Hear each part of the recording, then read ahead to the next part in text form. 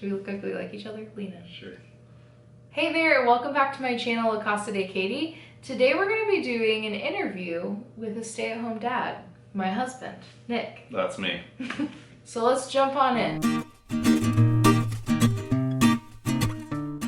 So if you're new here, my name is Katie and this is my channel, Acosta de Katie, where I do videos about lifestyle, faith, adoption, and travel. So if those topics interest you at all, don't forget to hit that subscribe button. And if you enjoy this little Q&A with my husband, don't forget to give it a thumbs up and share it. All right, so I'm gonna basically ask Nick some questions about just what it's like to be a stay-at-home dad, and then he's going to answer them and we're gonna kind of get his perspective on it. All right, question number one, why are you a stay-at-home dad? Well, I don't think it's that hard to explain. It mostly just falls into practicality. So when we first realized that we were adopting, we looked at a number of different options. Both of us were working full-time jobs at that point. Both of us in schools. I was an assistant teacher in a special needs classroom.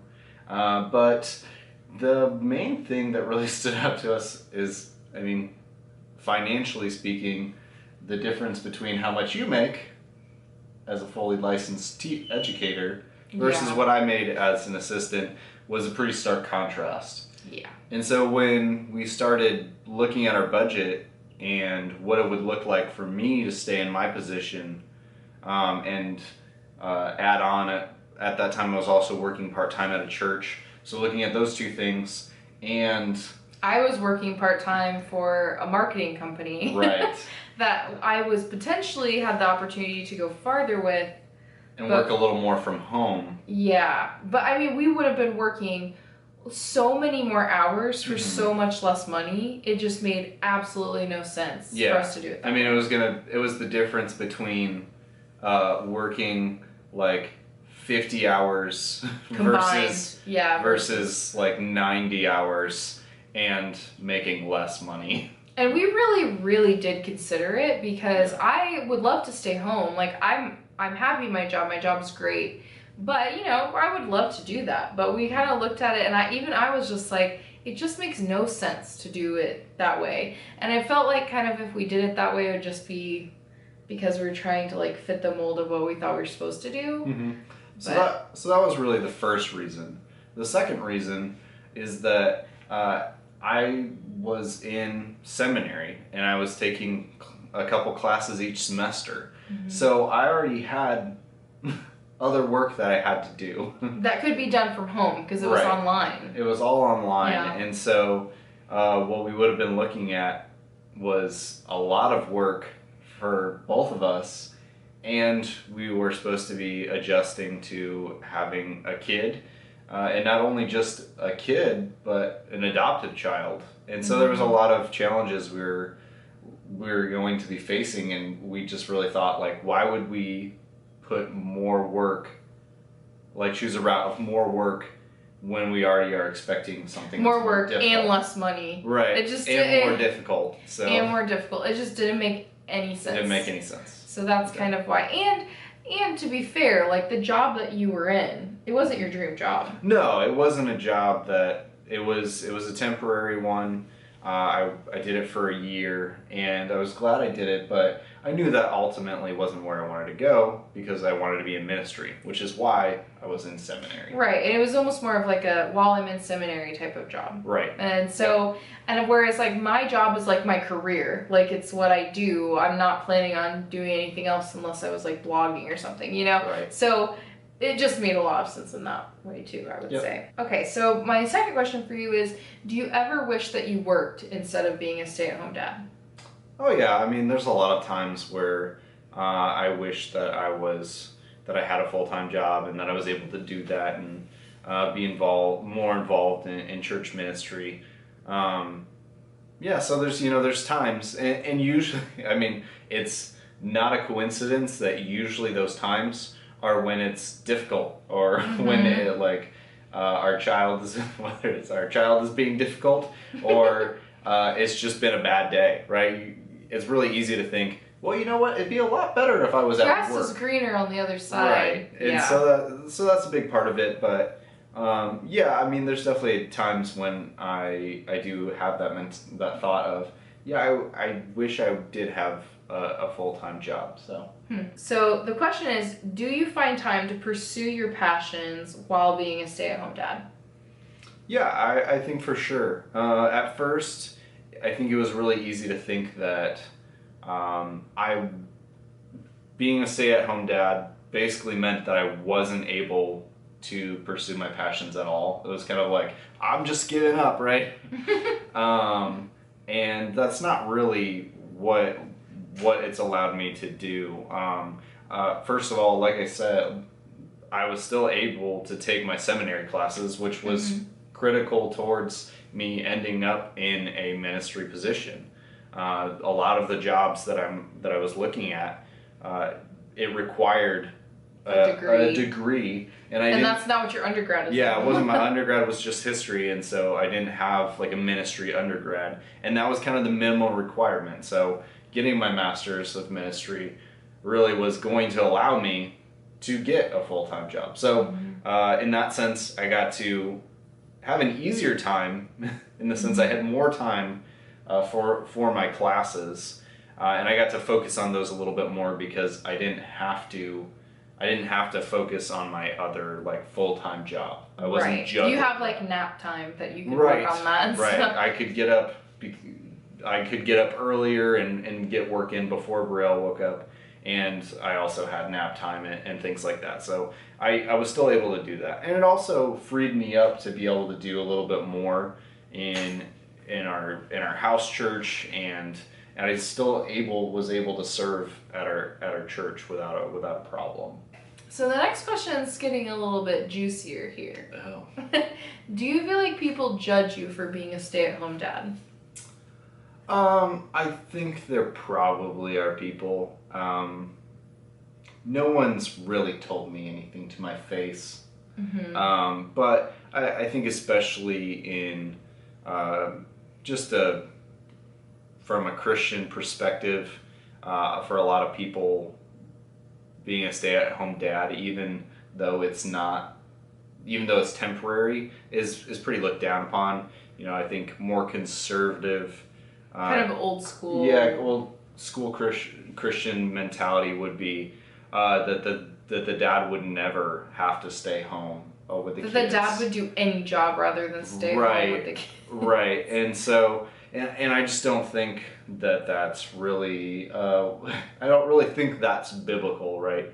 I think that there's certainly a place for being a stay-at-home dad at times in life, especially when you think when Peter is talking about loving and serving your wife and your family. I don't really think it would have been more loving or an example of being a servant leader if I had really pushed for us to work more and be busier and put us in a worse financial situation just because I wanted to have a full-time job.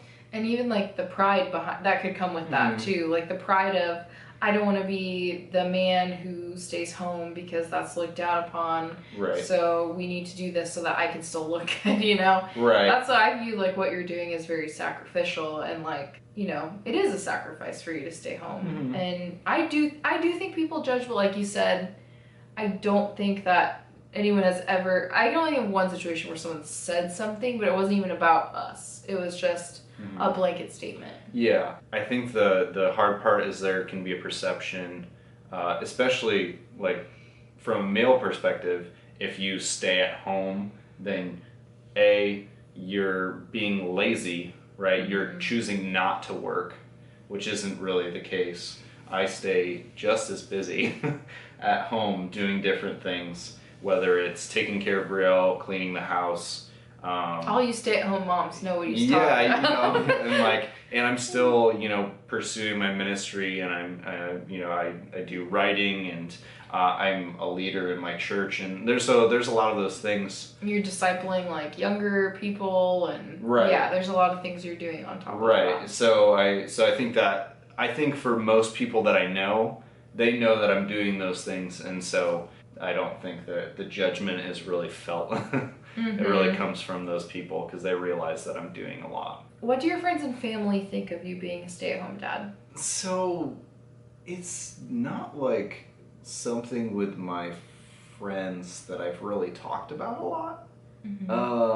So I mean, in some ways I don't really know, but at the same time, like I said, I've never really gotten the idea from them that they're like, oh, you just like stay at home because that's what you want to do, or because you're being lazy or unproductive. I never gotten that impression either. I think people know. I think to some people they're kind of like, huh, that's weird. That's an interesting That's decision. an interesting thing. Like I think there are a lot of people who can't imagine being in our situation, but they don't like think there's something wrong with it. Right. The only thing that happened is one time, someone we know, and I'm not going to like say who or how we know them, but they made a statement about stay-at-home dads in front of me, and I was just like, do you not realize?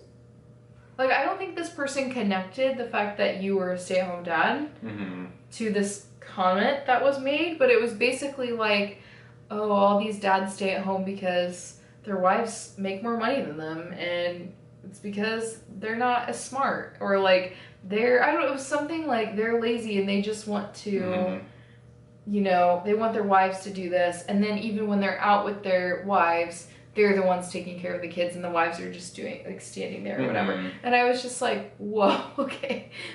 Yeah, this person just had no, like, tactfulness No, I think they didn't really connect.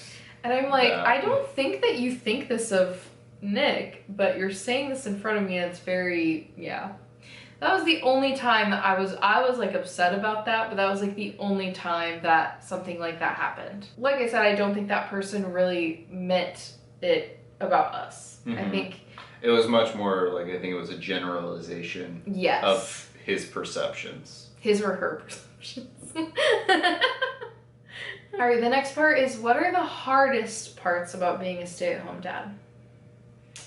I mean, obviously, even though I don't really feel like I haven't actually had anybody tell me anything, the fact that I know there probably are people judging me, there's at least a little bit. Now, I'd say that generally speaking, when I'm not with people, I'm not thinking about, like, I don't sit around at home being like, what does everybody else think? I just, like, that's not really how I live my life. That's a gift you have. It is a gift. It is a gift. I just don't, like, if it's not happening in the moment, I just don't care. Pretty much everything in life falls under that category. Right. If it's not happening in the moment, he doesn't think about it. Yeah, you just, like, don't think about it. And so that's definitely difficult. Another part is definitely, there are still things that I want to do and I want to get done.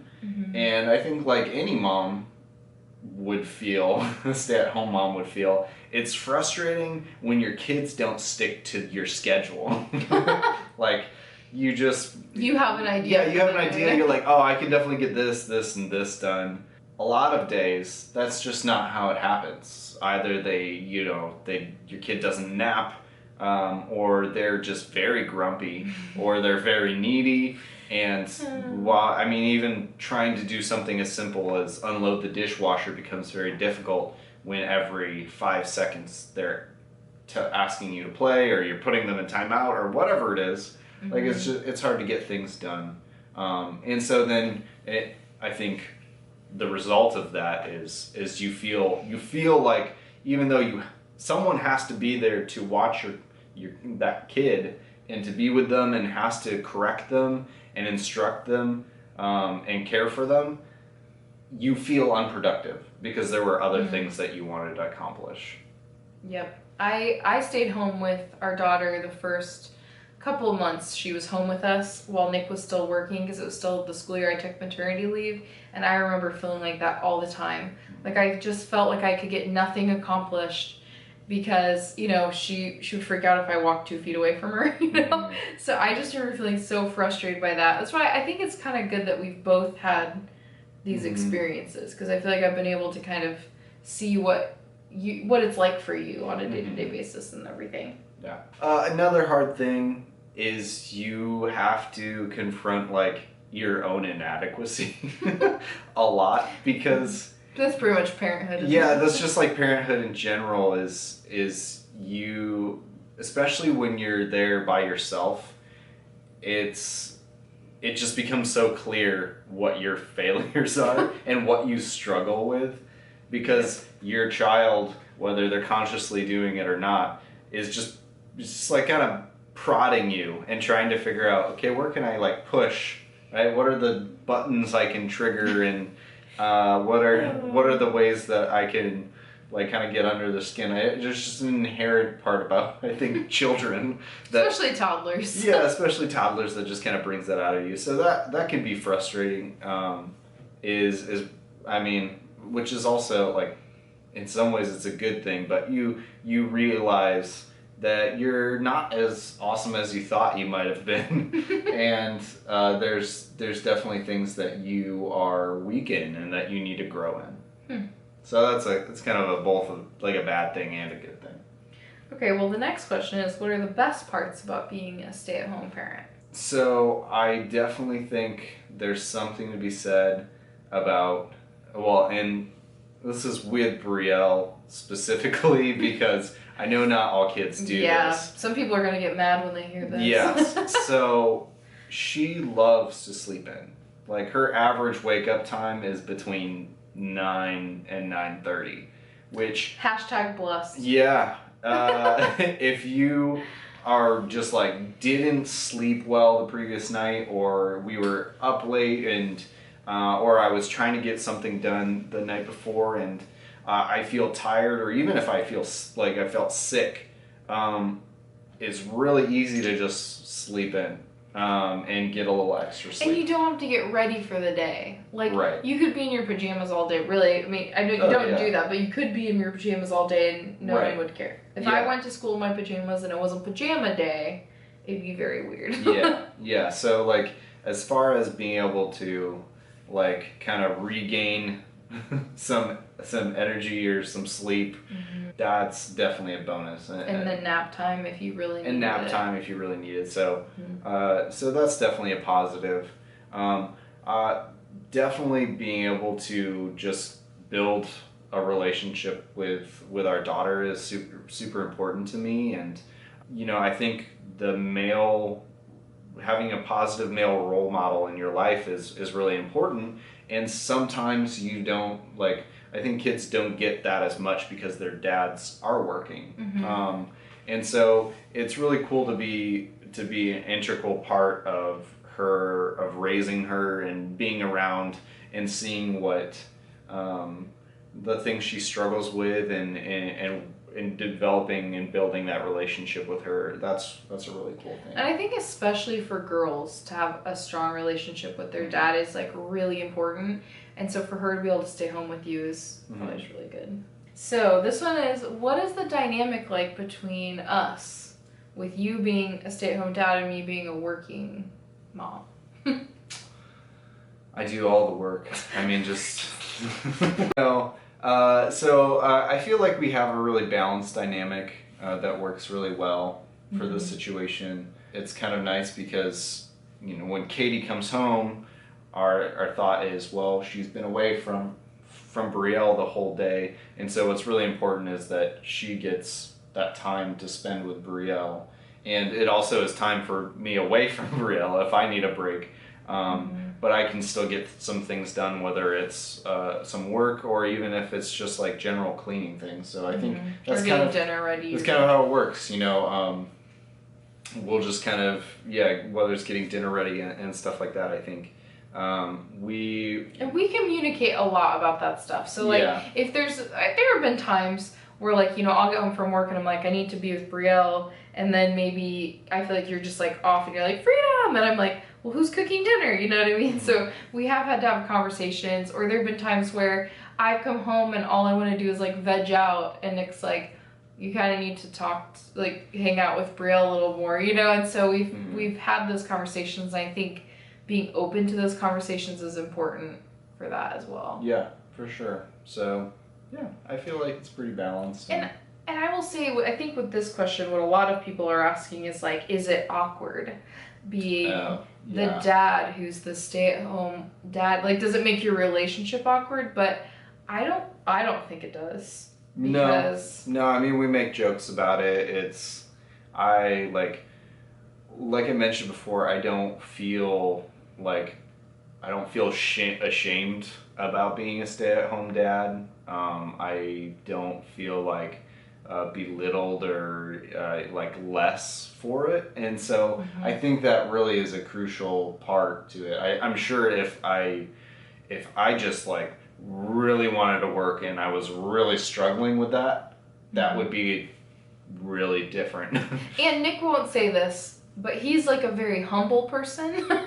And so I think there are men who would struggle with this because they take a lot of pride in being like the provider, and you know, it is kind of like an image conscious thing, and you're a very humble, like not image conscious person. You want to do what like makes the most sense and what's going to be most helpful. And so I think it works well. And then yeah, we make jokes about it where it's like if in another couple, if the wife made a joke, well, it's my money because I earned it. Like I'm joking when I say that, but like if the husband was really sensitive to that, he might be crushed. He might be like, I'm no one, I'm worthless. But like I feel like you get your worth from other things. Like you get your worth from helping people, whether you're paid for it or not. And like you find ways to be valuable, I guess, in different people's lives. So that's something I'll just add in that he wouldn't say about himself. No. What are some misconceptions you think people have about stay-at-home dads? I mean, I think we talked a little bit about this earlier, but there's really, I think a lot of them kind of think, one, that they're just kind of lazy and they're incapable. It's like being a stay-at-home dad is like, it's not even second place. It's just like, you're not even trying to run any sort of race, right? You didn't even earn a participation You didn't even trophy. Right. You're just bowing out of completely because you're like, I just rather not. So I think another misconception that people have about stay-at-home dads is that they aren't being like the biblical examples of what godly men look like, which I would protest quite a bit. I think what we see in the Bible is that men are supposed to set the example as far as what it looks like to sacrifice and to love their family well, and that's what I consider this role to be in this current time. I think, yeah, you could make a case for certain situations that, yeah, they weren't doing a good job loving or caring for their family. But I think that by choosing this path, it allowed us to, I don't know, allowed me to support our family in a way that that we needed and is valuable. So. And one of the only reasons that they chose us to adopt our daughter is because we said we'd have one parent stay home. Yeah. So we probably would not have even had, like, Brielle wouldn't be our daughter if we hadn't agreed to have a parent at home. Yeah, probably not. And it wouldn't have worked for me to stay home financially. We wouldn't be able to do it. So it is sacrifice, I think. You know, and it is what we needed. Yeah. And I think the other one, I think this is like a small unspoken one, but I would say that a lot of people just think that stay-at-home dads are somehow like really effeminate or like or weak or falling into like a female like characteristics, which I think, first of all, I think there's been a very toxic view of what being a man actually is and what that looks like, especially when you look at it from a biblical perspective. When, you know, the world tells you that men don't cry, men don't have feelings, they don't show emotions, that they have to be like tough and the breadwinners and all those things, and so like being a stay-at-home dad and being willing to clean and to like change your kids' diapers is seen as like a woman's role, which I think is definitely not accurate. I think that dads... Nothing in the Bible says the woman must change the diaper. Right. If the reality is that dads who do work and come home and don't serve their family by changing kids' diapers or being willing to clean or help around the house, you know, aren't willing to watch their kids, they're actually neglecting their responsibility as examples and heads of the household, because they're first of all they're not taking responsibility, right, for things just because it's traditionally viewed as women's work, when the reality is that those are all just general things that need to be done in order for a household to run like and function. And so so in that sense, that's where I think it's really ridiculous, because I would call those men lazy. Yeah, I think it is. I think it's more about your attitude behind it and your heart behind it than the role you're in, really, you know? So, I agree. All right, the last question is, what are some of the biggest lessons you've learned being a stay-at-home dad? Having children in general is a lesson in patience. I think it's you being with them all day, and I mean, so like for anybody out there who's wondering if kids have like a sin nature, spend a couple hours with them and you'll realize that they know terrible things that you never taught them. Oh my gosh, I know.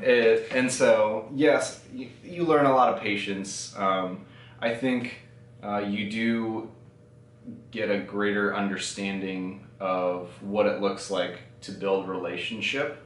I think, especially with an adopted daughter who you don't have a biological connection to, I think I've learned a lot, even just what does it look like to create meaningful relationships? What are things that you do, right, that are important towards building and fostering relationships? And you realize that, you know, what's really important in building that and creating that. I think one of the biggest things for me during this time has been really to learn about what it looks like to rest in my identity as like a child of God, as opposed to rest in my identity of work, right? I think that a lot or as a traditional male. Right, or as a traditional male. I think a lot of men, that's one of the biggest struggle, whether they lose their job or, you know, when they don't like their work, is that their work is such an identity of who they are. And while it is an important part as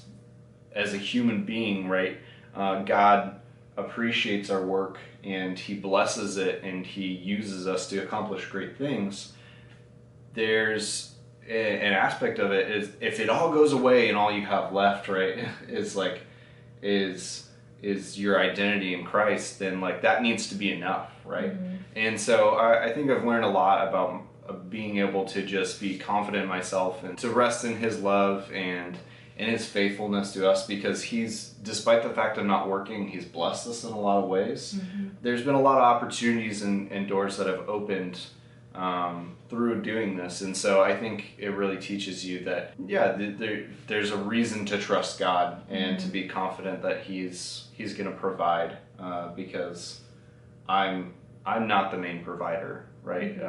God is the one who provides us with what we need. So, and I'll say from my perspective on things as well, you know, when we looked into you being a stay-at-home dad and me working, it was not my ideal situation. Like, it wasn't what I wanted when I imagined adopting and being a parent. Like, I didn't imagine you getting to stay home with the kids and me working. Like, that's not how I pictured it. But in so many ways, it's been really cool to see how God, like, used our obedience to do something that we didn't really want to do. Like, what we wanted is for him to get a ministry job at a church he really wanted to work at, and for me to be able to stay home and do creative things on the side, and that's just not what God gave us. And I think it's been really cool though to see the ways that he's blessed us with, you know, saying yes to a situation that wasn't our first choice but was kind of like what was best. Like, if you watch any of my other adoption videos, like post-adoption depression and stuff, like I really struggled in the first like 6 months or so that our daughter was with us. And those 2 months that I was home with her, which I thought were going to be like amazing, were extremely, extremely hard for me, and I was depressed. And so I think it was like a huge blessing that one, all summer, because I'm a teacher, I was home and so was Nick. And then going into the school year, I had something outside of home to do that I could kind of escape from a little bit of those like difficult times and still be getting like those good relationships with like students and things. And Nick was able to like be here with Brielle and be pouring into her. And I don't know, in some ways for me, having that space from her has helped me in my relationship with her and helped me like wanting to be with her more and enjoying that time more. And so I just think it's been really cool to see how that has played out in your obedience in doing that when like that was not your plan. And, you know, same here, like that wasn't my first choice either. So we've learned a lot from the experience. For sure. We hope it's not our forever situation, but it's been really good for now, and it could be good even for another year or so. Like, we're both pretty content with how things are. So, yeah. So anyway, thanks for letting me interview you. You're very welcome. Nick doesn't love to be on camera, but he does a good job. So I live for it. So if you enjoyed the video, like I said, don't forget to give it a thumbs up and subscribe for more videos about parenting and adoption and things like that. And I hope you guys have an awesome day. But free!